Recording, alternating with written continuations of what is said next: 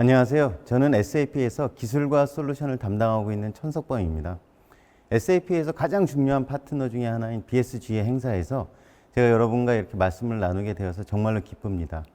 오늘은 제가 그 지능형 기업을 위한 디지털 트랜스포메이션이라는 주제를 가지고 여러분과 몇 가지 이제 이 재밌는 얘기를 나눠보도록 하겠습니다. 최근에 굉장히 어렵죠. 코로나19로, 코비드19로 인한 영향이 굉장히 큰데요. 그 포춘지, 미국의 그 유명한 이제 경영 잡지 중에 포춘지가 있는데 거기에서 이제 그 500대 CEO를 대상으로 설문조사를 한 결과를 보았습니다. 이게 참 재밌습니다. 그러니까 예년과 같은 경제 활동은 언제 되느냐, 뭐 2022년 그 첫 번째 쿼터를 생각하고 있고요. 뭐 투자가 2019년을 언제 그 초과할 것 같으냐, 2022년에 그 피크가 올라가니까 2021년에 준비를 좀 해야 되겠죠. 이런 여러 가지가 있는데 이 CEO들이 다 고민하는 것들이 있는데요. 가장 큰 비즈니스 리스크, 여기에 대해서 많이 얘기를 하고 있는데 여기 보면 사업의 연속성, 취약성, 수요 불확실 이런 면들에 대해서 많은 CEO들이 굉장히 고민을 많이 하고 있습니다. 여기 계신 뭐 여러분들도 비슷한 고민을 하고 계실 걸로 이제 생각을 하는데요. 이런 불확실성 시대의 성공 요인은 많은 회사들이, 이 CEO들도 마찬가지고 민첩성, 영어로 어질리티라고 얘기를 합니다. 이거는 회복력의 열쇠는 민첩성에 달려 있다. 뭐 굉장히 큰 공룡 같은 회사도 민첩한 공룡이 되자, 이런 얘기를 많이 합니다. 그래서 이런 그 민첩성에 굉장히 영향을 가장 많이 미치는 것 중에 하나가 그 테크놀로지라고 얘기를 합니다. 테크놀로지가 그 팬데믹의 기술 혁신에 미치는 영향이 한 75% 정도가 굉장히 가속화될 거다라고 얘기를 하고 있는데요. 이건 뭐냐면은 데이터를 중심으로 데이터 드리븐 의사결정을 하고 추세 확인을 하고 리스크 식별을 하고 기회를 포착하겠다는 그런 얘기입니다.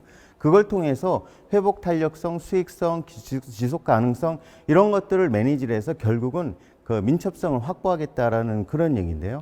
여기서 가장 중요한 거는 이제 민첩성을 가지기 위해서는 그 이 뭐 사장님의 뭐 본능, 임원분들의 직관 이걸로 경영을 하는 게 아니라 데이터를 통해서 한다라는 그런 사항입니다. 민첩성 확보를 하기 위한 필수 요소가 어떤 게 있냐면요. 보통 많은 그 회사에서 얘기하는 게 세 가지를 얘기합니다. 엔드투엔드 표준 프로세서, 개발, 구매, 제조, 생산 이렇게 나눠진 게 아니라요. 시나리오 중심으로 해서 엔드투엔드 표준 프로세스하고 마스터를 정비하는 것들을 맨 먼저 이제 해야 된다고 생각을 합니다. 이것들에 의해서요. 말도 안 되는 수많은 낭비와 비효율이 발생되는 요소들을 파악하고 제거하는 게 여기서 시작되고요. 클라우드 인프라 얘기를 요새 많이 합니다. 왜냐하면 요새는 그 이 IT 기술 없이 할 수 있는 일은 아무것도 없습니다. 수작업을 할 수 있는 일은 없거든요. 그래서 새로운 일, 사업을 적게 시작하고 그 이 적기에 그 키워나가려면은 클라우드 인프라가 필요하다는 얘기를 하고요. 마지막으로 모든 혁신의 근거로 남보다 앞서 나가기 위해서 반드시 필요한 선결 조건이 테크놀로지를 충분히 활용을 해야 된다는 얘기를 하고 있습니다. 자, 여기가 디지털 그 트랜스포메이션의 기본이 아까 세 가지라고 이제 많은 회사들이 생각을 하고 있습니다. 디지털 트랜스포메이션에 대한 오해도 있어요.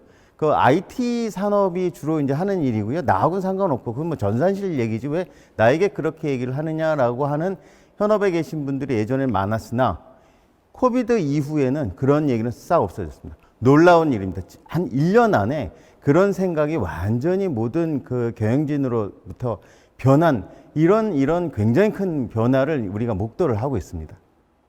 이노베이션과 트랜스포메이션은 굉장히 다른 용도로 쓰입니다. 그 왜 디지털은 이노베이션이라고 안 하고 트랜스포메이션이라는 용어를 쓸까요? 제가 이거를 뭐 작년에 어떤 그 제일교포 분이 이제 일본에서 오래 사셨던 분이 사업을 하시는 분인데 그분이 말씀하시는 인터뷰하신 걸 들은 적이 있습니다. 일본의 신칸센, 여러분 일본 신칸센 많이 타보셨죠? 뭐 놀러 가시거나 출장 가셔서 여기에 신칸센에 들어갈 때는요. 여기에 들어가는 이 개찰구 표를 여기다 끊고 들어가는데 이 기계가 어마어마하게 뛰어난 기계라고 합니다. 오 인식률이 거의 제로에 가까운 전 세계 최고 기술의 장비예요. 브라스소 수준의 오 인식률을 갖고 있다고 합니다. 이 기계는 대당 1,000만 행, 우리나라 돈으로 약 1억 원 정도 한다고 하네요. 그리고 연간 유지 보수비가 한 20% 정도 한다고 합니다. 이게 이제 일본 전역에 한 15,000개에서 2만 개 정도 있다고 합니다. 이런 어마어마한 돈을 투자를 해가지고 만든 기계인데요. 그분이 한국에 오셔가지고 고속철을 탔는데 이런 고속철을 타는데 개찰구가 없답니다. 엎드립니다. 그래서 할 수 없이 이제 플랫폼 안으로 들어갔다가 이제 기차를 타게 됐어요. 그리고 이제 그 승무원이 지나갈 때 물어봅니다. 나는 개차를 못했다라고 얘기하니까 단말기를 보여주면서 손님 그럴 필요 없습니다. 우리 여기 계신 거 다 알고 있어요. 라고 말을 하더랍니다. 그래서 이 사람이 이제 무릎을 치면서 실물 티켓을 체크인을 반드시 해야 되는가라고 이제 생각을 했다고 합니다. 예를 들어서 왼쪽하고 오른쪽을 보면은요. 그 무임승차를 방지할 수 있는 방법으로는 왼쪽이 훨씬 좋죠. 그러나 전체 코스트, 그 다음에 그게 미치는 그 이 티켓 단가, 이거를 따지고 보면 왼쪽이 좋을까요? 오른쪽이 좋을까요? 오른쪽은 오히려 무임승차를 어느 정도 허용하면서도 전체 시스템의 효율을 생각하는 거거든요. 이런 게 트랜스포메이션이라고 볼 수가 있습니다. 자, 일본의 도장 문화, 여기 보시면 굉장히 재밌죠. 여기 담당 계장, 과장, 부장들은 이렇게 이제 도장이 고개를 숙이고 있습니다. 사장은 이렇게 약간 굽어보고 있죠. 이래서 일본의 도장 문화 때문에 일본은 재택근무가 안 된다는 얘기를 합니다. 그러면 이것을 전자화를 하는 게 그 트랜스포메이션일까요? 일본에서는요, 어떤 그 회사에서 이런 각도까지 맞출 수 있는 초고성능 로봇을 도장 찍는 결제하는 로봇을 개발을 한다고 합니다. 이거는 이노베이션으로서는 확실한 이노베이션 기계죠. 그러나 트랜스포메이션을 했다고 얘기를 할 수는 없습니다. 그렇게 디지털 트랜스포메이션이라고 하는 거는 좀 다른 의미를 가지는데요. 그게 뭐 고객 경험이나 비즈니스 모델이나 운영 이런 방식 같은 것들을 아주 근본적인 차원에서 다시 생각해 본다라는 그런 뜻을 가지고 있다고 합니다. 그래서 가치 전달, 매출 창출, 효율성을 개선하는 것들을 완전히 새로운 방법으로 찾아내는데요. 이걸 하기 위해서 여러 가지 부분에서 적용이 되는데 새로운 비즈니스 모델, 여기 보세요. 이 제품에서 서비스화, 보통은 제품을 판매하는 걸 서비스 판매하는 거로 바꿉니다. 그 다음에 옴니 채널, 디지털 컨텐츠, 일반적으로 그 제조업체에서 그 유통을 바이패스를 해가지고 고객을 컨택을 하려고 하는 노력을 많이 합니다. 로사이즈 원, 신발도 마찬가지지만 단 한 사람을 위해서 만드는 그 제품, 이런 것들이 나오기 시작을 합니다. 그 다음에 비즈니스 프로세스는요, 프로세스를 자동화하고 지능화하고, 그 다음 실시간 데이터를 그 기반으로 해서 예측하고 의사결정하게끔 요새 그런 많은 움직임이 있고요. 그 다음에 일하는 방법도 바뀝니다. 그 일반 유저들, 그러니까 여러분 현업에 계시는 분들이 사용자 경험을 완전히 바꾸죠. 밀레니얼 시대는 그 음성, 모션 이런 것들이 이제 굉장히 이제 익숙하고요. 그 다음에 찾아오는 업무, 내가 업무를 찾아가는 게 아니라 업무가 나를 찾아오게끔 합니다. 이 부분은 나중에 다시 한번 보여드릴 기회가 있을 것 같습니다. 자, 이렇게 하기 위한 그 목표는 뭐냐면요, 지능형 기업이라고 얘기합니다. 인텔리전트 엔터프라이즈라고 하는데요. 예전부터 시작해서 산업 현장이 기계화 자동화되고, 그 다음에 이제 2000년대에 비즈니스 프로세스 혁신이 되고 시스템화되고 ERP 도입하고 이런 일들이 있었죠. 최근에는요, 디지털 기술을 활용을 해가지고 사무 자동화해 나가는 일을 굉장히 많이 합니다. 그러면 앞으로는 지능형 기업이라고 얘기합니다. 이게 뭘 하는 걸까 생각을 해보면 저는 오히려 굉장히 간단하다고 생각을 합니다. 반복된 노동을 자동화하고 직원의 업무를 보다 높은 부가가치 업무로 전환시켜주는 거, 이게 지능형 기업의 이제 그 목표인데요. 여기 맨 밑에 보시면은 자동화가 올라가고 그 다음에 반복된 일이 작아지잖아요. 그러면 직원들은 어디로 들어가느냐? 부가가치 업무화로 가는 거죠. 신규 비즈니스 모델 만들고 제품 서비스 개발하고 고객 경험, 고객이 원하는 걸 찾아내고 업무 혁신을 하고 이런 쪽으로 턴하고, 굉장히 반복적인 일들은 이 자동화를 통해서 이제 없애버리는 그런 것들이 지능형 기업에서 하고자 하는 바인데요. 이걸 통해서 전통 기업은 어떻게 사업 모델이 변화되는가를 보시면은요. 예전에는 제품과 관련된 서비스, 지원 서비스, 그 다음에 제품 판매 중심으로 하고 거기에 해당하는 제품이 판매된 다음에 앞터 서비스하고 이런 단위적인 일에만 그쳤는데요. 요새는 독일에서는 이런 일도 있습니다. 프로덕트 에즈 서비스라고 해가지고 컴프레셔 만드는 회사가 컴프레셔 기계, 비싼 기계를 팔기보다는 그거를 설치를 해주고 그 압축된 공기 양에 의해서 과금을 하는 방식으로, 뭐 여러분들 많이 아시는 클라우드 방식하고 거의 같은 방식이죠. 압축된 공기 양을, 공기를 서비스로 판매하는 그런 것으로 이제 다 바꿉니다. 그러면서 그러니까 많은 그 건물들이 그 컴프레셔를 도입하기가 어려운 그 건물들이 굉장히 고가의 장비를 도입을 하고 있죠. 왜냐하면 처음에 들어가는 그런 그 대규모의 그 비용이 없어지고, 그 다음에 그걸 유지보수를 해야 되는 부담에서 없어지니까. 이런 것들이 서비스 수준도 그 스마트 서비스로 올라가고, 사업 모델도 혁실 사업 모델로 전환해 나가는, 그러면서 이걸 하기 위한 생태계를 만들어 나가는 그런 쪽으로 전체 산업 자체가 이제 움직이고 있습니다. 전통 기업인 경우에도요. 그 다음에 사업 모델은요, 특히 제조업은 그 독일 쪽, 우리랑 비슷한 독일 쪽의 제조업을 보더라도 이런 패턴을 가지고 있습니다.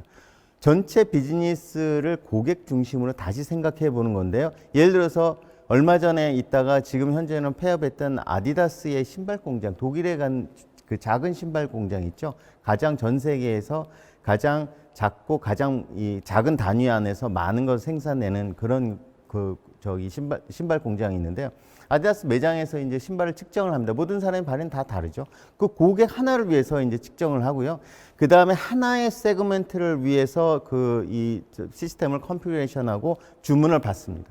그 다음에 그 안에는 디지털 스마트 이 센서들이 있어가지고 그 스마트폰이나 워치랑 연결돼 있죠. 그 다음에 그거를 하기 위해서 나오는 이 모든 부품이나 이런 것들은 이 조달처에서 즉각 전달이 되고, 그 다음에 스마트 팩토리 그 안에서는 그 3D 이 프린터로 해가지고 신발을 찍어내는 거죠. 그러고 난 다음에 그거를 그 서비스하고 신규 비즈니스 모델로 바꾸는데, 이 사람이 예를 들어 많이 마라톤을 하는 사람이다라고 하면은 마라톤을 위한 그 신발을 권유하거나 빌려주는 그런 사업으로 이제 턴을 하려고 하는 그런 중간 과정에 있는데, 여기에 보시면 이런 5단계들이 지금 현재 그 독일에서는 플랫폼 인더스트리 4.0이라고 되어 있는 그곳에서 민관 합동으로 이렇게 규약을 정하고 이 표준을 정해 나가는 그런 작업을 하고 있다고 합니다. 그럼으로써 이제 모든 중소기업이나 제조 대기업들이 그 안에서 전체적으로 연결된 사슬을 가질 수 있도록 그렇게 만드는 것이죠. 자, 이걸 하기 위해서 가장 중요한 건 뭐죠? 데이터입니다. 데이터. 어디나 요새는 다 데이터 얘기하죠. 경쟁력의 핵심이 데이터로 넘어가죠. 기회는 데이터가 잡는다. 이런 얘기를 하는 굉장히 제가 알고 있는 유명한 사이언티스트, 요새 유튜브나 이런 데 보면 굉장히 많은 활동을 하는 분인데, 그분이 하시는 얘기는 기회는 데이터가 잡는다라는 얘기를 하십니다.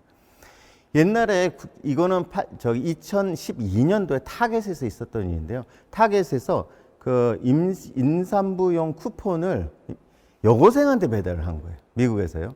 그래서 여고생 아버지가 보고 화났죠. 엄청 열받았죠. 아니, 내 딸이 여고생인데 이거를 줄 수 있느냐 그래가지고 가서 따졌어요.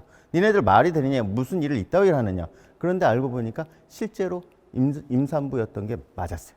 어떤 일이 생겼나? 이 여고생이 자기가 가지고 있는 쿠폰 있죠. 자기가 가지고 있는 그 멤버십 카드를 통해서 자기가 물건 산 것들이 거기 집적이 되죠. 그러면 몇 가지 패턴을 통해서, 예를 들면은 임신 3개월 정도 되면 로션 취향이 변한다고 합니다. 향이 있는 것에서 향이 없는 것으로 선호도가 바뀌어요. 그럼 몇 가지를 묶으면 틀림없이 이 사람은 임신을 했다라는 결론을 시스템이 내립니다. 그리고 쿠폰을 발행을 한 거죠. 자, 경쟁력의 핵심은 예전에는 기술이었고요. 그 다음엔 가격이었고요. 지금은 기회라는 걸 이렇게 알아차리는 겁니다. 그러니까 고객이 지금 어떤 상태에 있다라는 걸 알아차리는 거죠. 그래서 고객의 관심을 파악을 하고요. 그 다음에 고객의 눈길을 잡고요. 그 다음에 그 고객의 눈길을 잡았을 때 바로 원하는 것을 제시할 수 있는 그런 구조를 데이터를 통해서 이제 만들다고 얘기를 하고 있습니다. 자, 데이터라는 거는 뭐 이커머스나 이런 데에서 물건 파는 데를 한번 가정을 해볼까요? 데이터는 똑같습니다. 누구나 다 가지고 있는 데이터인데요. 이 데이터를 분류를 잘하면, 이 집에는 유아용품이 잘 팔리네 라고 하는 것들을 이제 파악할 수 있죠. 저 유아용품 잘 팔리는 집에 유아용품이 하나의 아기가 소화할 수 없는 양이 팔리네? 그럼 저 집은 애가 둘이 있나 보다. 그런데 똑같은 게 2배로 나가네? 저 집은 쌍둥이가 맞아. 그러면 어떻게 해야 될까요? 쌍둥이용 트윈 유모차를 제안해보자.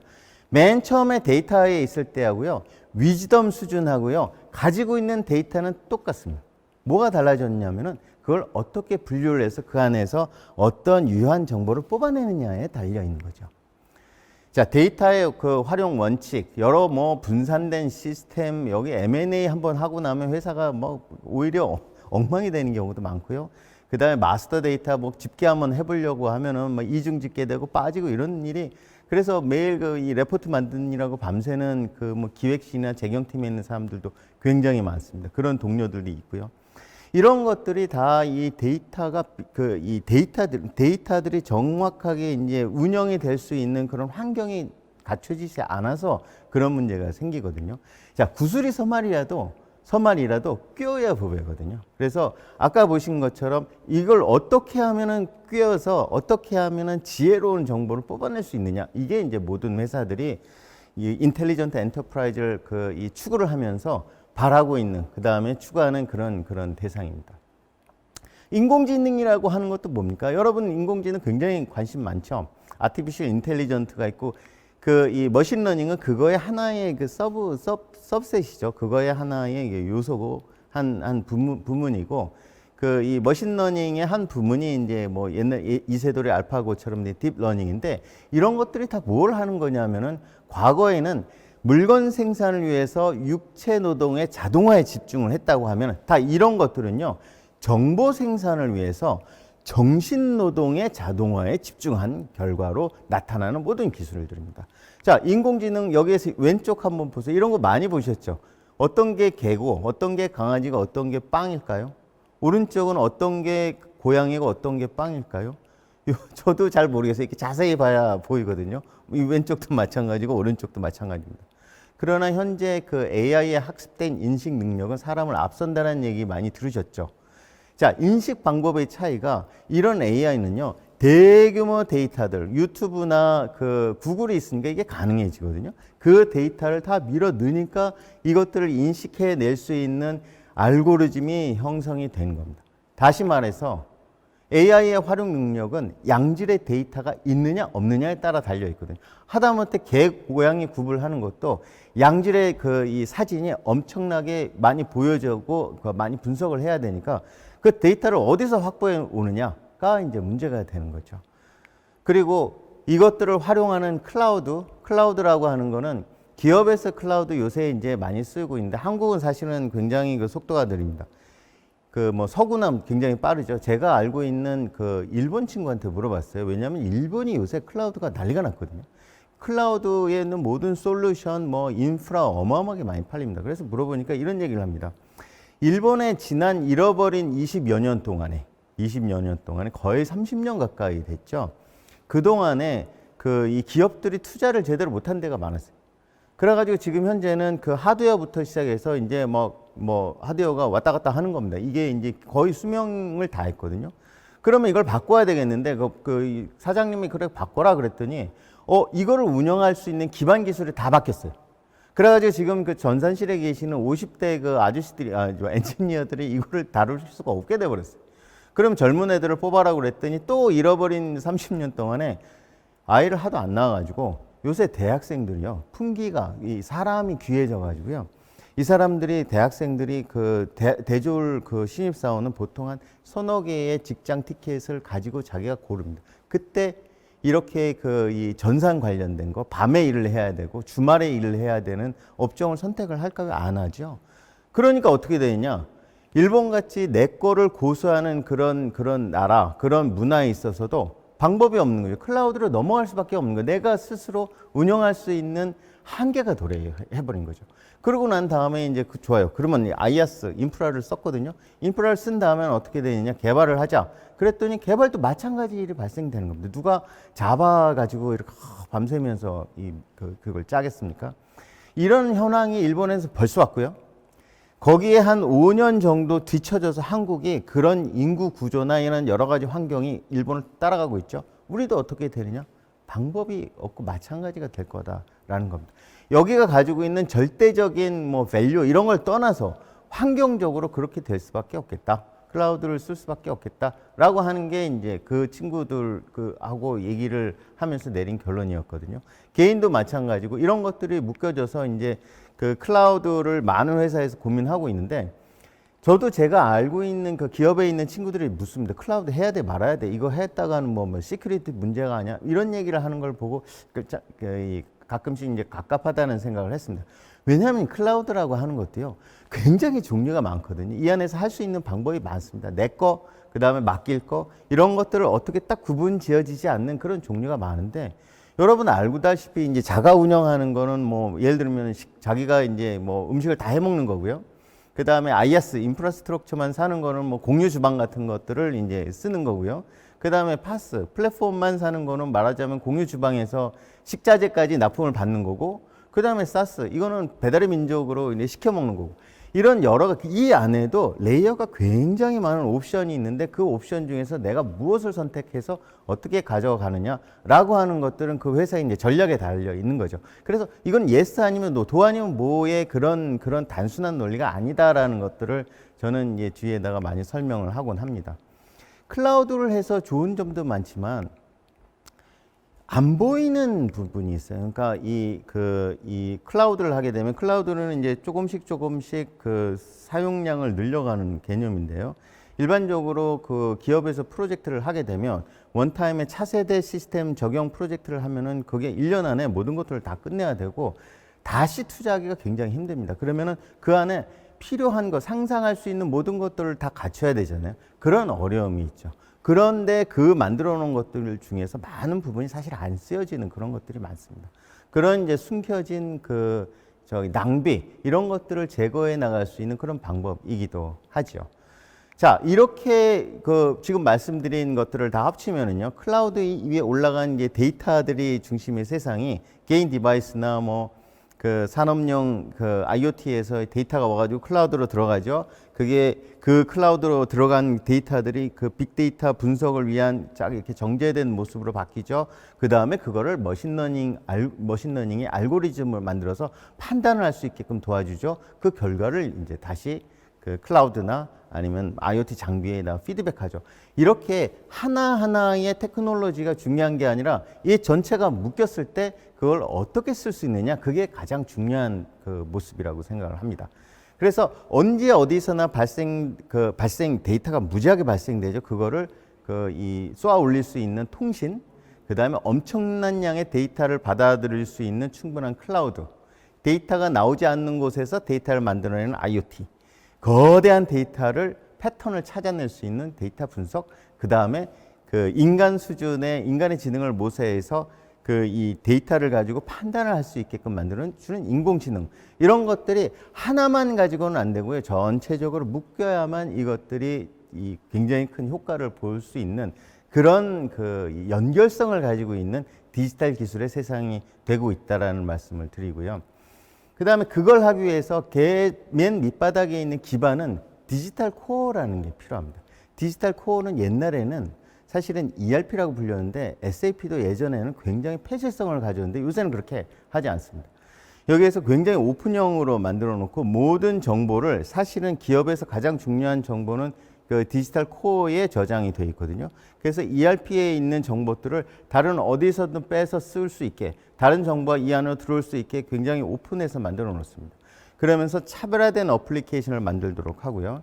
그 다음에 표준 상품 서비스를 이 외부에서 이것저것 다 사서 이제 쓸 수 있게끔, 이렇게 이 사스 솔루션을 쓸 수 있게끔 그렇게 해놓은 그 기반의 데이터 통합 레이어를 가지고 있는 그런 것들, 이게 이제 디지털 코어라고 얘기를 하는데, 여기가 요새는 가장 중요한 그 역할을 하게 되고, 이 디지털 코어를 통해 가지고 옛날에 폐쇄적인 그 시스템이었는데 이게 개방용으로 다 바뀌면서, 그러면서 회사가 가지고 있는 여러 가지 시스템을 다 쓸 수 있도록 만들어주는 거죠. 자, 차세대 기업 시스템의 특징은 이렇게 모듈라하고 어자일한 그런 구조를 가지는 게 이제 특징입니다. 자, 그걸 하기 위해서는 ERP라는 것도 어떠냐면요. ERP라는 게 데이터하고 사람하고 그 프로세스 측면에서 보면은 데이터도 굉장히 빠른 처리 능력을 가지고 있어야 실시간으로 의사결정을 할 수 있게끔 되고요.